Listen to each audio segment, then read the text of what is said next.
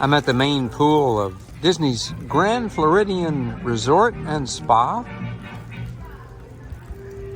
It's been evacuated because of some recent rain, and they've turned off the waterfall. So now we can see the hidden Mickey on the rock wall. See that white towel hanging on the ledge?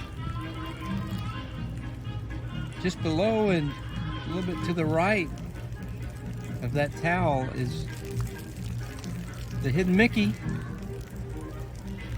at the Grand Floridian pool. It's usually obscured by the waterfall,